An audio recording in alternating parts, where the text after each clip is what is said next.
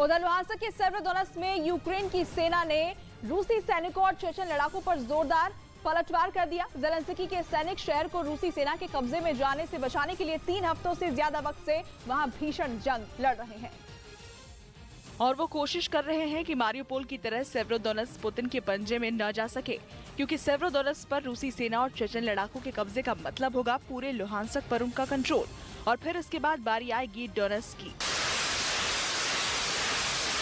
तो लुहांस्क और डोनेत्स्क में रूसी सेना के पैर पसारते ही पूरा पूर्वी यूक्रेन ज़ेलेंस्की के हाथों से फिसल जाएगा।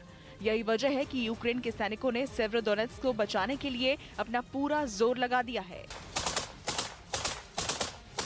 हालांकि रूस ने सेवरोडोनेत्स्क के 80% हिस्से पर कब्जे का दावा कर दिया है, लेकिन बचे हुए 20% इलाके पर कंट्रोल करने में उसे तगड़ा प्रतिशोध झेलना पड़ रहा है, क्योंकि वहां के अज़ोत केमिकल फैक्ट्री में छिपे यूक्रेन के सैनिक हथियार डालने के लिए तैयार नहीं हो रहे हैं। वो लगातार रूस के सैनिकों और चेचन लड़ाकों पर हमले बोल रहे हैं।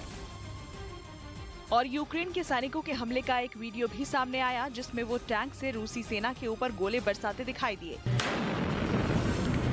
इस हमले के दौरान यूक्रेन का एक सैनिक लगातार टैंक को टारगेट सेट करने के लिए निर्देश देता नजर आया, और जैसे ही वो आदेश देता, टैंक से गोला छोड़कर वार कर दिया जाता। इसी तरह यूक्रेन की सेना टैंक से लगातार गोले दागकर रूसी सेना पर हमला करती रही। वहां एक कमरे में मौजूद एक सैनिक दूरबीन की मदद से ये देखने की कोशिश करता नजर आया कि टैंक से किए गए हमले में रूसी सेना और चेचन लड़ाकों को कितना नुकसान पहुंचा। खबर है कि दुनिया की सबसे बड़ी निजी सैटेलाइट कंपनी स्पेसएक्स चलाने वाले इलॉन मस्क के स्टारलिंक प्रोजेक्ट को चीन बर्बाद करने की तैयारी कर रहा है। चीन को इस बात का डर है कि हजारों सैटेलाइट का यह नेटवर्क सिस्टम आने वाले दिनों में उसके लिए बड़ा खतरा बन सकता है।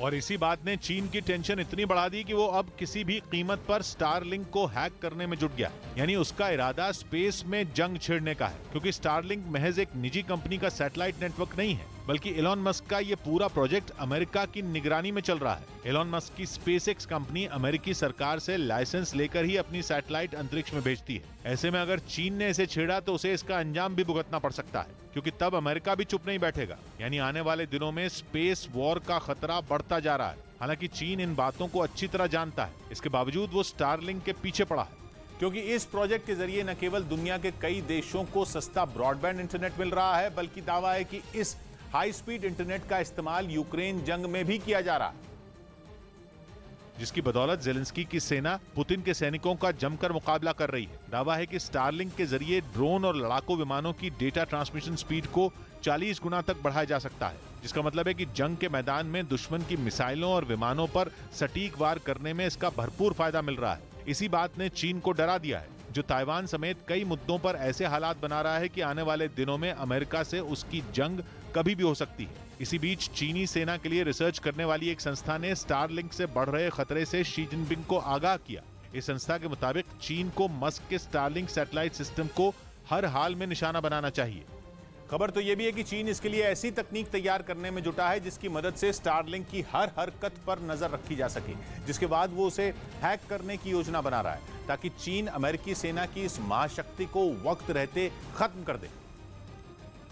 क्योंकि अमेरिकी रक्षा मंत्रालय पेंटागन ने एलन मस्क के इस स्टारलिंक नेटवर्क सिस्टम के जरिए बेहद खतरनाक प्लानिंग की है। खबर है कि अमेरिका इस सिस्टम की मदद से स्टारशिप रॉकेट का एक बेड़ा तैयार करना चाहता है, जिसके जरिए वो सिर्फ 60 मिनट में ही दुनिया में कहीं भी अपने हथियारों को भेज सकता है। मतलब युद्ध की स्थिति में अमेरिका 1 घंटे में अपने हथियारों को जंग के मैदान में उतार देगा।